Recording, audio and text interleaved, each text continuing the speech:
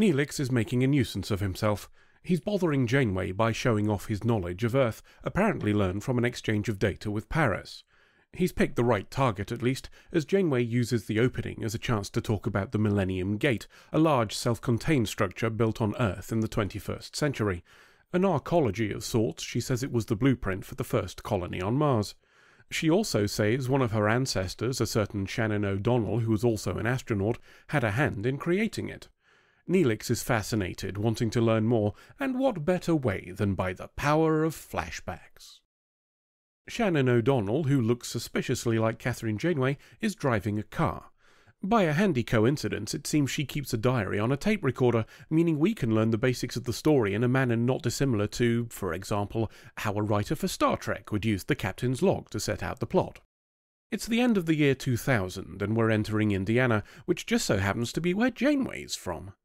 Shannon's car develops a fault just before she passes a sign advertising the future home of the Millennium Gate. The car lasts long enough for the sun to come up at least, and we rejoin her in town. She tries asking for directions from a local, who acts like a dick, before she rear-ends another car. A brief exchange establishes that Shannon is down on her luck, having neither insurance nor money. The guy she crashed into has the sense to realize a scratch to his car isn't worth the hassle of chasing this up, and just fucks off instead. As an aside, either being an astronaut has shit pay, or there's something wrong with Janeway's version. Shannon's car decides it's had enough and refuses to start, so she takes a walk instead, passing construction work for that Millennium Gate thing we see advertised everywhere.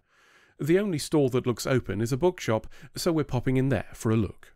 We meet two people inside, a guy who looks like TV's Frank from Mystery Science Theater 3000, and a teen who'd be the first victim in a slasher film. They seem a little surprised at the prospect of a customer. Shannon shoots that dream down quickly, being honest about just coming in to get warm and asking if she can wait for a tow truck here. They agree and we have introductions over coffee.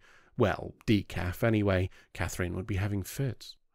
We learn that slasher victim is the guy's son, and TV's Frank's last name is Janeway. Maybe it's just a coincidence. Shannon asks about some posters they have on the counter, and we learn that TV's Frank Janeway is opposed to the Millennium Gate idea, believing it to be nothing more than a shopping centre.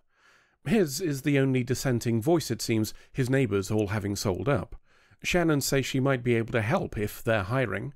TV's Frank is a bit of a technophobe, and she says she can rally support by computer, emailing everybody in the area. He's not technically savvy enough to know that's not how emails work, but he's also not hiring, so it's academic. Shannon prepares to leave, but turns back at the door, explaining that she could really use the work and would only ask for enough to fix her car. Slasher victim seems on board with the plan, and that's enough to convince TV's Frank to accept. Time to do some work, so naturally, we go to the pub. We get a little backstory about the company building the Millennium Gate. They were enticed here by the city's governing body with tax cuts and the like. In return, they offered to pay over the odds for the businesses that would need to close. There's just one condition. Everybody has to sell. Obviously, this has made TV's Frank something of a pariah around here. He's in the way of a decent payday for everybody else.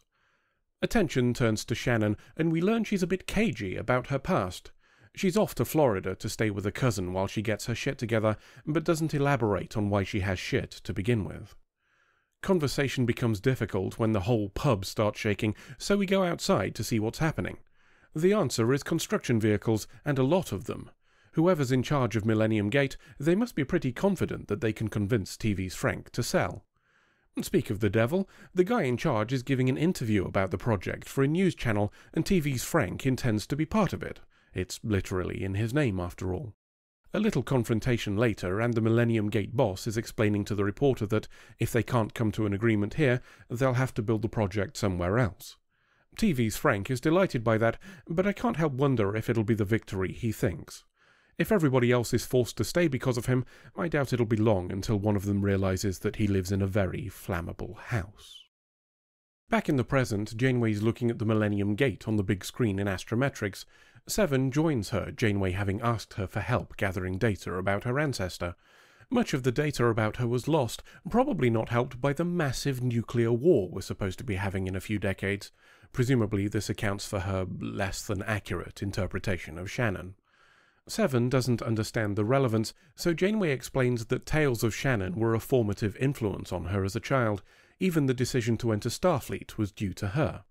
Despite the personal nature, Seven's treating the task like any other and applying all of her skills to it.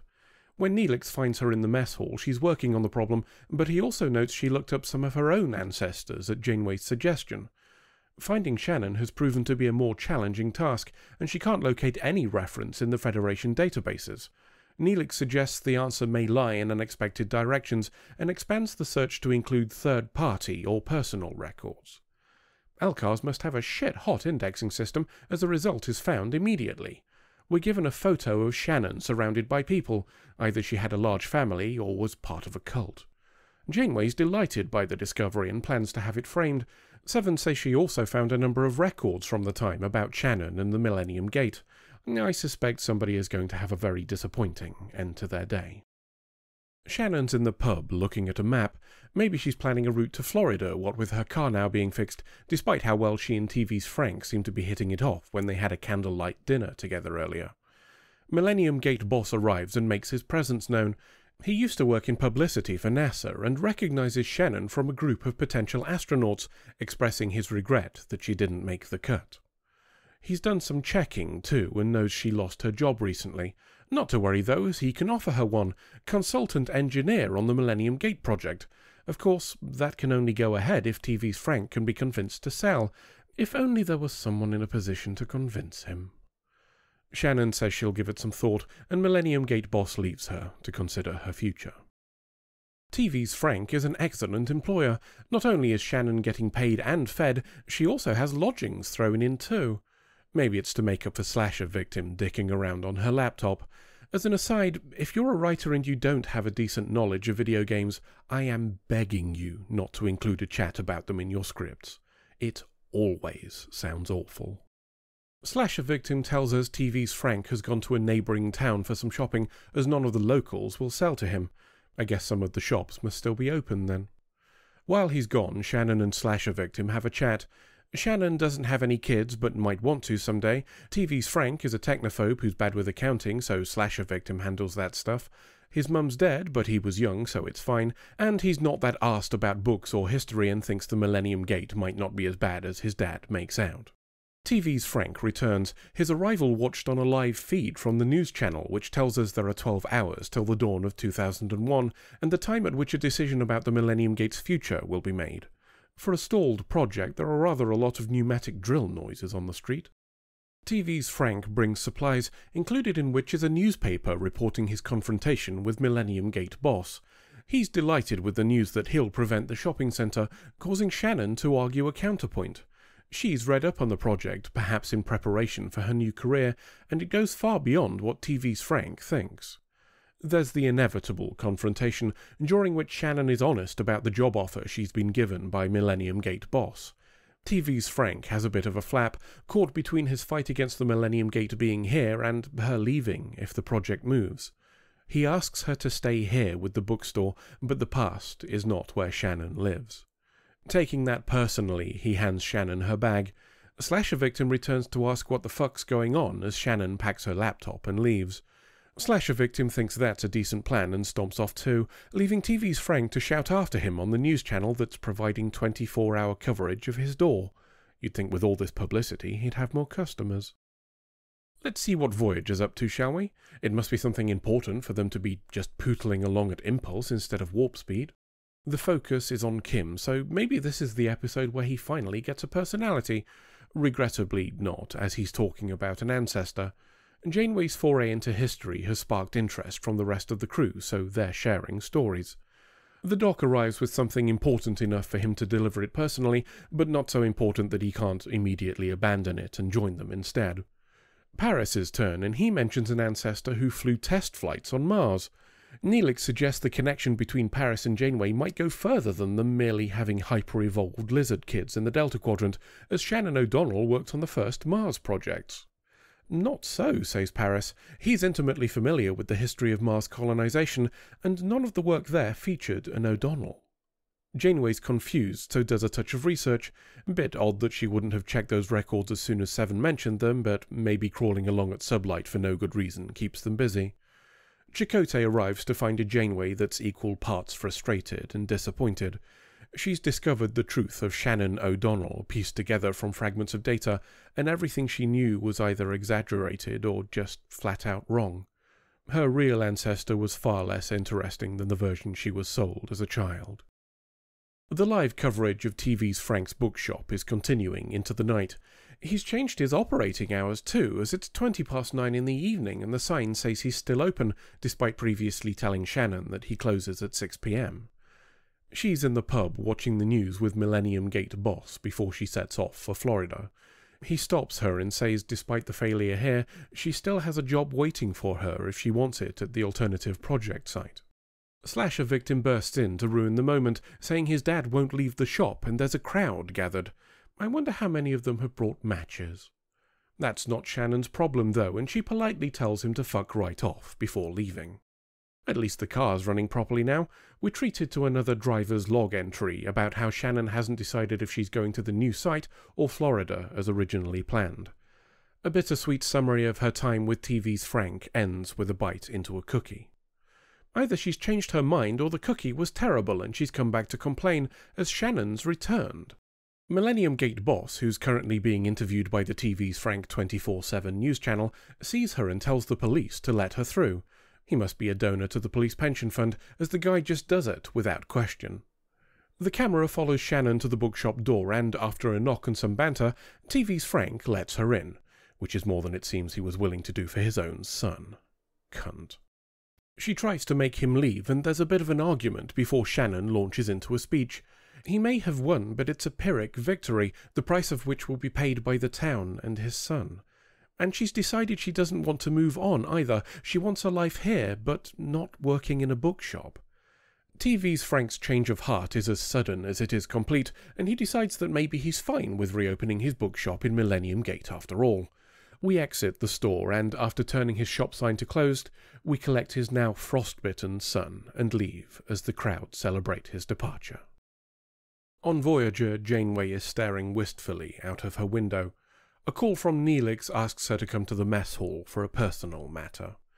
His personal matter requires both an audience and booze, as he declares today to be the first Ancestors' Eve, a holiday to celebrate those who came before us, and one I'm sure we'll definitely see repeated in seasons 6 and 7.